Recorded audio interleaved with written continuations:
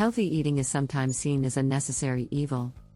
On one hand, it's essential to good health, but on the other, it's suggestive of restriction and self-denial steeped in Eurocentrism. Even in the Caribbean, where I'm from, many nutrition programs are modeled on the American food pyramid, which then implies what healthy eating looks like to the local communities. However, nutrition and healthy eating are not a one-size-fits-all dietary prescription.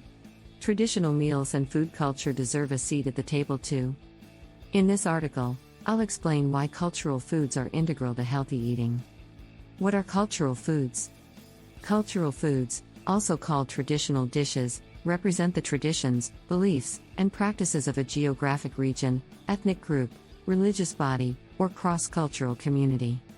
Cultural foods may involve beliefs about how certain foods are prepared or used. They may also symbolize a group's overall culture.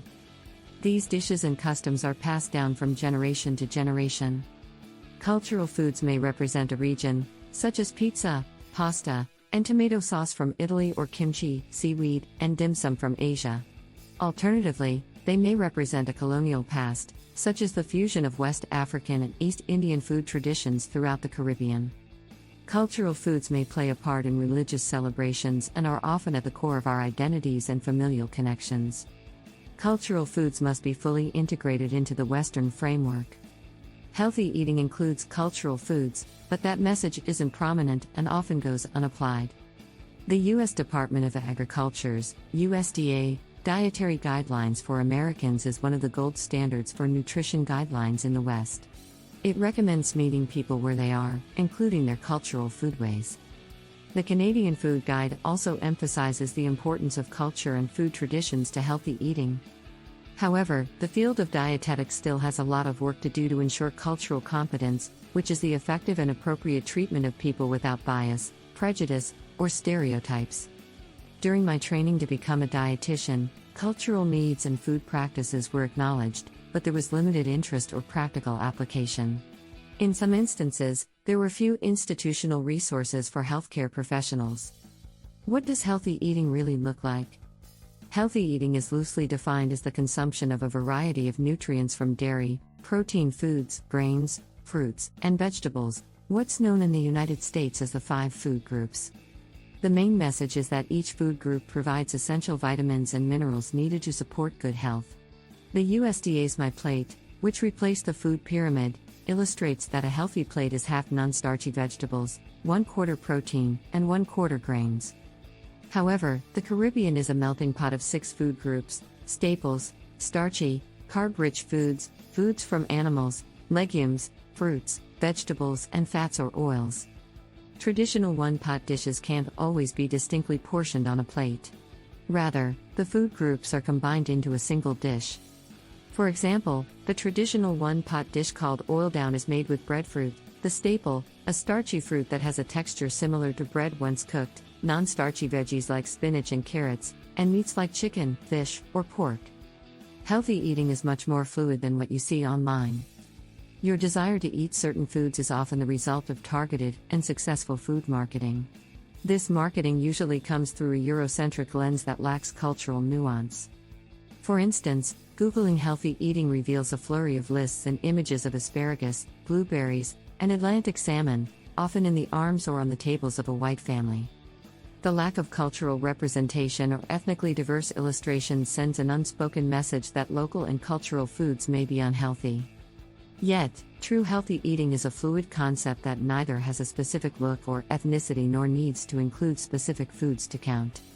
Here are foods you'll commonly see on health websites in the West, plus some traditional food counterparts. 1.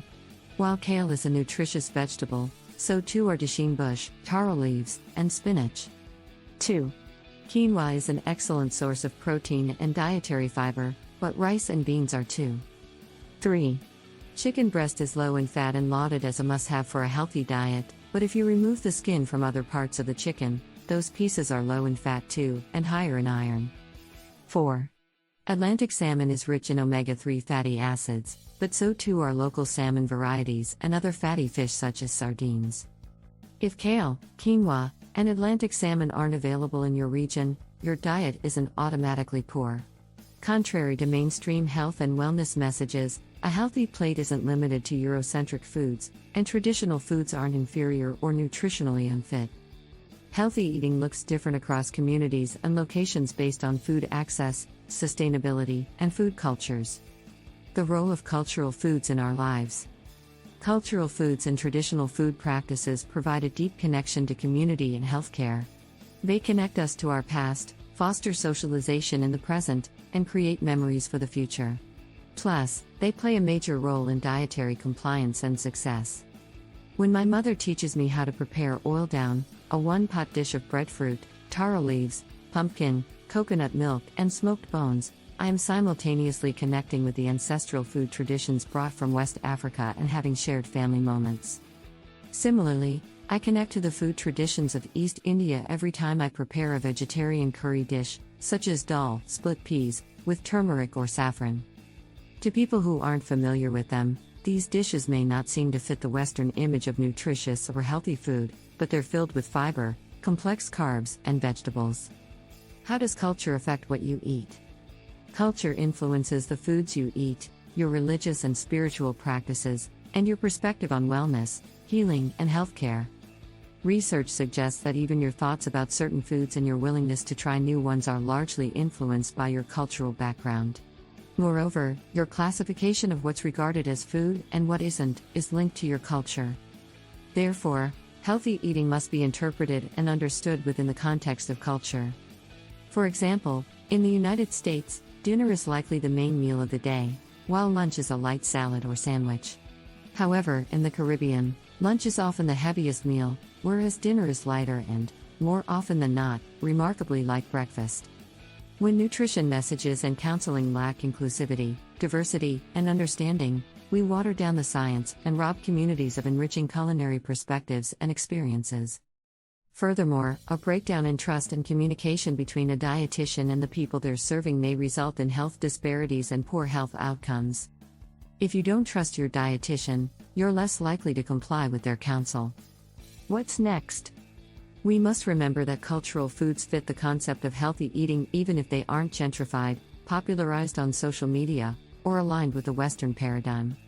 These are comfort foods, ways of life, and important sources of nutrition for many immigrant and non-immigrant families in the United States. These cultural foods exemplify healthy eating by combining several food groups and including a variety of nutrients. 1. Ugali, a staple dish in Tanzania made with cornmeal and often served with traditional meat and vegetable dishes. 2. Amadachi, a spicy stew, popular in Bhutan, that's served with yak cheese and may include mushrooms, green beans, and potatoes. 3. Kalua pork, a traditional Hawaiian dish that may be served with grilled fish, eggplant, or taro. 4. Schofel, roasted pork basted with German beer that's often served with potato dumplings and sauerkraut, cream Savoy cabbage. 5. Pilau, a popular one-pot dish in the Caribbean made with caramelized chicken, parboiled rice, pigeon peas, and an array of vegetables and green seasonings. Thanks for watching the video. Don't forget to like and subscribe.